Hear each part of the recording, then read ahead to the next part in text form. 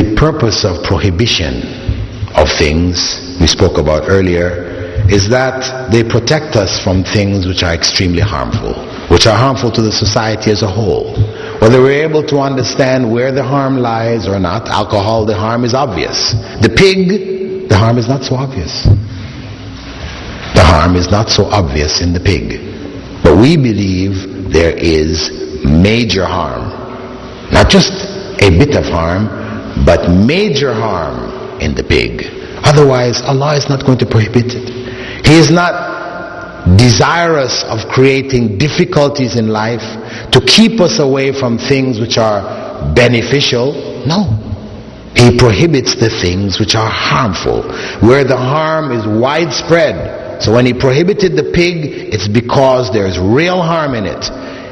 Not just the trichinosis that we have discovered, or the fact that the pig has a lot of fat and the body cannot break down pig fat, though it can break down cow fat and sheep fat and the others, but the pig fat, we don't have the enzymes to break it down to its lowest components, so it is redeposited in our system, in our blood vessels and things like this, and doctors recommend to stay from it if you have, problems with clogging of the arteries, all these type of things. We can see all that, but people can always say to you, what if we raise a hygienic pig?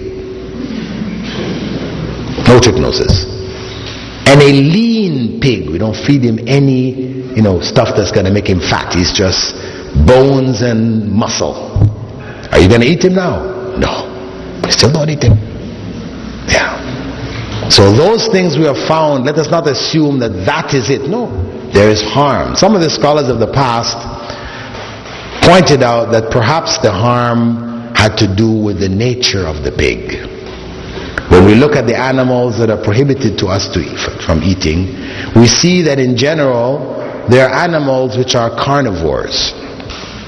The carnivores, the lion, the tiger, birds of prey that kill with the claw, the hawk, the eagle, the osprey, they are prohibited to us.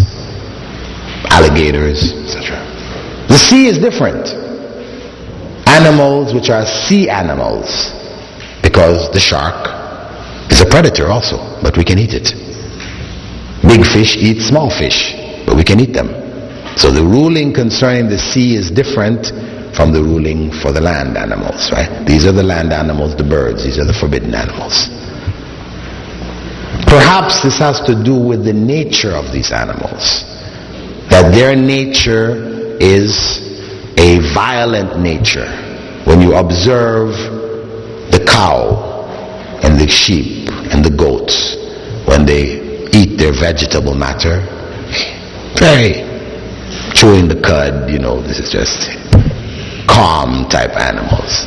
But then if you've ever seen National Geographic where they're showing the tigers and the lions hunting the animals and how they just get out there, they tear this thing apart, the claws and teeth and blood, and you say, wow, very vicious.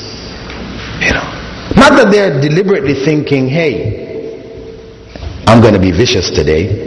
Hey, that's just how they are. That's their nature, to eat in that way. And that's why you read about cases every year, every so often. These movie actors, they like to get these exotic pets. They buy a black panther or whatever, and you see them walking down the street with their panther or whatever.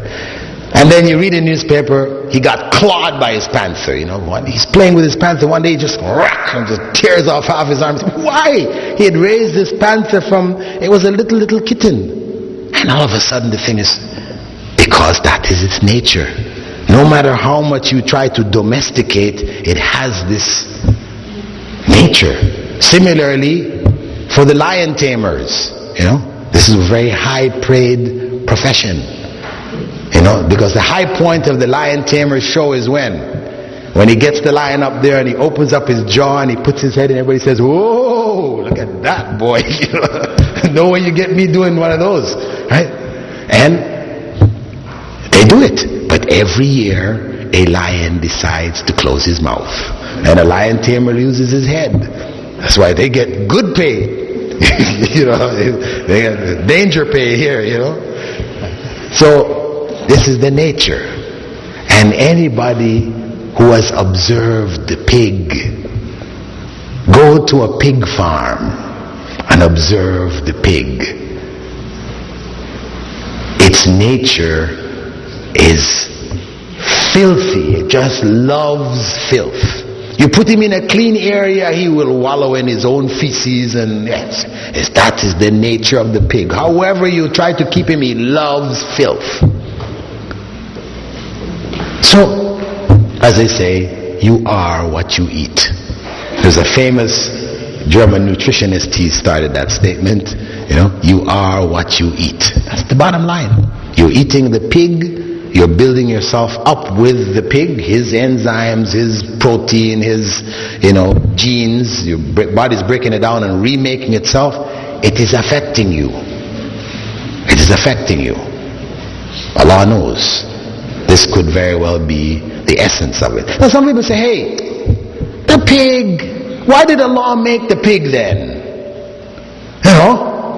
And of course Muslims, people who are raised as Muslims, who have lived lives as practicing Muslims, who have never eaten the pig, in their mind, the pig must be nasty tasting. Well, to be honest, I was raised a non-Muslim, and my parents used to cook up pork, and it tasted good. It didn't taste bad, it tasted nice, and that's why it's popular. So it's not about it being nasty tasting. No, not at all. So the people ask, well then why did Allah forbid it? If we discount this other element, right, of you being what you eat and all the other things, right? We say, hey, observe the pig. The pig is a garbage disposal unit, a living one. You got garbage, filth, whatever, the pigs go, they clean it up for you. So, that's his job, that's his role. And you don't have to eat everything Allah made. Do we eat flies? People could argue, why don't we eat the fly? We don't have to eat the fly. He has a job, he does his job, he's very important. Some kids ask, why did Allah make the fly? It's so nasty. Well, the fly has an important role. If we didn't have flies that lay their eggs in animal matter, and then the maggots come out and chew it up and break it down, we would be up to our necks in carcasses and things like that, because it won't break down without them. They play a major role in keeping our societies clean. They have a role. We don't go eating them. We don't have to eat them. We see what their job is, and common sense tells us we don't have to eat it. We don't eat it. Technically speaking, if you wanted to eat a fly, nobody could say it's haram. You realize that, right? I'll just clarify that in case you wanted to, people who eat flies, right? I'm saying technically speaking, though I wouldn't want to eat it and I wouldn't recommend it, if you did choose to eat flies, it's halal. But we don't eat it. Okay?